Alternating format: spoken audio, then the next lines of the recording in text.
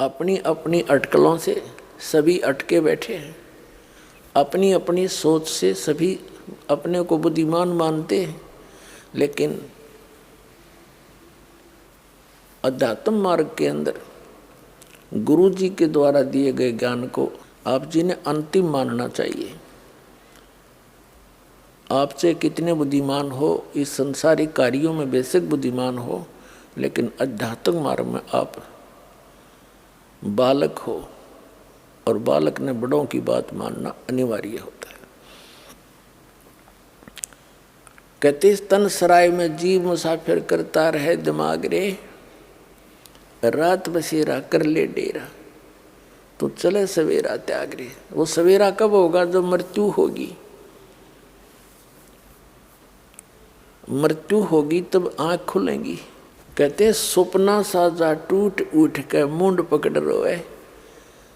जैसे सपने में इंसान पता नहीं क्या क्या, कब कोई दुखी भी होता है, और कई बार ऐसे सलोने सपने भी आते हैं, कारों में घूम रहा होता है, पता नहीं कहाँ कहाँ जा रहा होता है, और जब आंखें खुलती हैं, निंद्रा भंग होती है, उसी खाट पर पड़ा पावे जिस पर लेट रहा था। तो जब ये सराय यानी ये सवेरा होगा, निंद्रा टूटेगी यानी शरीर छूट जाएगा, तब ये सवेरा होगा तुम्हारा। और सपने में जो कुछ भी तुम अपना मानने बैठे थे वह खक नहीं पावे, खोजे तो भी ना पावे, देखे तो भी ना दिखे, इतना बहुत दूर जा चुके होंगे, पकड़ कर यम के दूध पता नहीं कहाँ ले जा चुके होंगे। और फिर क्या बनेगी? कहाँ मेरी कार है, कहाँ मेरी कोठी है, कहाँ बेटा और बेटी है? जो काम करना था वो करया नहीं। क्या बताते हैं?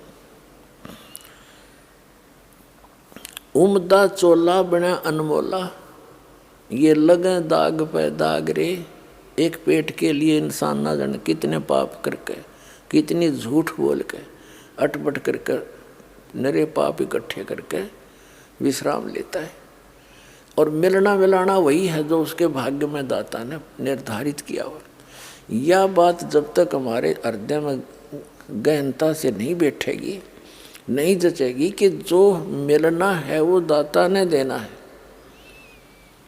कर्म करना आपका फर्ज बनता है, क्योंकि ये शरीर ऐसा दिया है इसमें, और विश्वास रखा कि जो मालिक देगा, जैसे रखेगा वही ठीक है। पहले तो जब तक हम परमात्मा की शरण में नहीं आते हैं तो हमें केवल अपना प्रारब्ध ही मिलता है। प्रारब्ध में जो हमारे भाग्य में निर्धारित है वही मिलेगा, उससे अधिक और कम नहीं हो सकता, चाहे कोई सिर पटक ले। लेकिन जब हम कबीर परमेश्वर की शरण में परम संत के माध्यम से आते हैं तो फिर उस परमात्मा की रजा चलेगी, जीव की नहीं चलेगी। जैसे हमने अपने जन्म और मृत्यु के रोग को समाप्त करवाना है, तो आप जी ने यहाँ उपदेश लिया है, तो आप इस हॉस्पिटल में एडमिट हो गए। इस परमात्मा के इस हॉस्पिटल के द्वारा आप उपचाराधीन है आपकी आत्मा। और फिर उपचाराधीन व्यक्ति, रोगी, डॉक्टर की मान्यता उसका शीघ्र भला होगा, वो स्वस्थ होगा। साथ में अपनी भी तगड़मबाजी लड़ाता रहेगा तो वो देर कर देगा।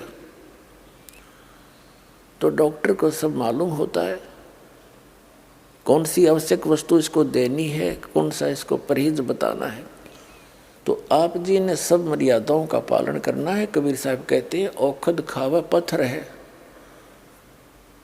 तब पावे भगवान, औखद खावे पत्थर है, यानी दवाई लेवे और परहेज रखे, पथ्य रखे। तो इसी प्रकार मर्यादा में रहे और इस मंत्र रूपी औषधि को खाता रहे, तो फिर उनका ये रोग नाश हो जाएगा। तो यहाँ आपके भाग्य में ना होगा तो भी देगा ये मालिक। आपके भाग्य में दुख होगा, जब तक कबीर साहब की शरण में नहीं आए थे तो आपने वो भोगना ही पड़ता, और अब आपको भोगना नहीं पड़ेगा जो आपके पाप के कारण आपको दुख होना था। क्योंकि ये वो परमात्मा है जो कबीर अंगारी असी यजुर्वेद अध्याय नंबर 5 के मंत्र नंबर 32 में कहा कि कबीर अंगारी असी बम्भारी असी सवर ज्योति रत धामा असी। वो कबीर परमात्मा बंधनों का शत्रु यानी बंदी छोड़ है और पाप नाशक, पापों का शत्रु, पापों का नाश करता है। और वो सवर ज्योति सोम प्रकाशित सतलोक के अंदर वो वहाँ रहता है। ये परमात्मा आपके प्रारब्ध के पाप कर्म को भी नाश करेगा और पाप से दुख होता है और पुण्य से आपको सुख होता है। तो हमारे इतने पुण्य नहीं हैं कि हम आजीवन सुखी बने रहें। कभी पुण्य है, पुण्य के कारण सुख है, तो फिर पाप के कारण दुख भी भोगना पड़ता है जब तक हम कबीर परमात्मा की शरण में नहीं आते। तो यहाँ आदरणीय गरीबदास साहिब जी बताते हैं कि मासा घटे न तिल बधे विद ना लिखे जो लेख और सच्चा सतगुरु मेट कर ऊपर मार दे मेघ। मासा घटे न तिल बढ़े, जो आपके प्रारब्ध में विधाता ने जो लिख रखे वो ना घट सकते ना बढ़ सकते। कब तक? जब तक आप सतगुरु की शरण में नहीं आ जाते, कबीर परमात्मा की शरण में। यानी सच्चा सतगुरु जो होता है वो वही कहलाता है जो सत्य पुरुष का ज्ञान देता है। बाकी सतगुरु नहीं है, क्योंकि उनको ज्ञान में कंप्लीट नहीं है। वो कोई ब्रह्म तक पूजा बताता है, कोई विष्णु जी तक, कोई कृष्ण जी तक, कोई राम जी तक, तो ये सतगुरु नहीं है। और जो सतलोक की जानकारी देते हैं उनका ज्ञान व्यर्थ है, ठीक नहीं है, तो वो भी सतगुरु नहीं है। बेशक वो सतपुरुष की महिमा भी सुनाते हों, जैसे भी उनको ज्ञान है। तो सतगुरु वही है जो 4 वेद 6 शास्त्र जो कहे 18 बोध।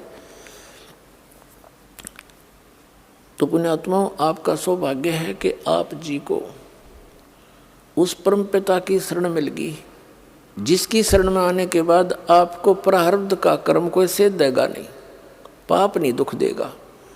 जो आपके भाग्य में पुण्य है वो सुरक्षित रहेंगे। और पुण्य आपको यहाँ वृद्धि करने की एक ऐसी विधि बताई जाती है जिससे पुण्य का ढेर लगता चला जाएगा।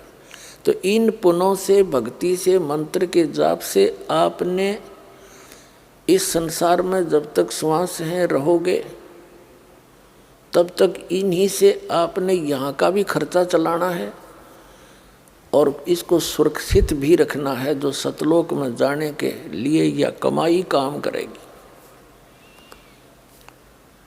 तो ये दोनों ही आपके यहाँ से स्टार्ट हो जाएंगे।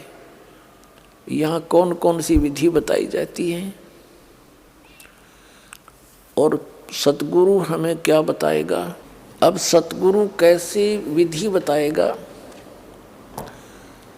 अब कबीर परमात्मा ने क्या बताया है, जग सारा रोगिया रे जिन सतगुरु वैद न जाण्या, जग सारा रोगिया रे जग सारा रोगिया रे जिन सतगुरु वैद न जाण्या, जग सारा रोगिया रे।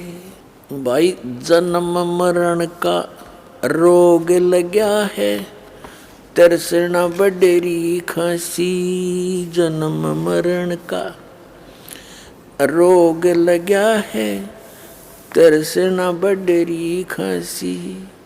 आवागवन की डोर गले में या पड़ी काल की फांसी, जग सारा रोगिया रे जिन सतगुरु वैद न जाण्या, जग सारा रोगिया रे जग सारा रोगिया रे जिन सतगुरु वैद न जाण्या, जग सारा रोगिया रे।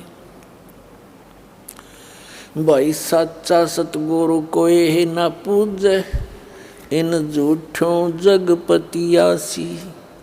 साचा सतगुरु को ये न पूजे, इन झूठों जगपतियासी। अंधे की बाँ गई अंधे ने, ये मार्ग कौन बतासी। जग सारा रोगिया रे, जिन सतगुरु वेद न जान्या। जग सारा रोगिया रे, जग सारा रोगिया रे, जिन सतगुरु वेद न जान्या। जग सारा रोगिया रे। भाई देखा देखी गुरु से बन गे, किया न तत्व विचारा। देखा देखी गुरु से बन गे, किया न तत्व विचारा। गुरु से दोनों के सिर पे यू काल ठोके पंजारा। जग सारा रोगिया रे, जिन सतगुरु वेद न जान्या। जग सारा रोगिया रे, जग सारा रोगिया रे, जिन सतगुरु वेद न जान्या। जग भाई सार शब्द सर जीवन बूटी, गैस गैस अंग लगावे। सार शब्द सर जीवन बूटी, गैस गैस अंग लगावे। कहे कबीर तुम सत कर मानो, ये जन्म मरण मिट जावे। जग सारा रोगिया रे, जिन सतगुरु वेद न जान्या। जग सारा रोगिया रे, जग सारा रोगिया रे, जिन सतगुरु वेद न जान्या। जग सारा रोगिया रे।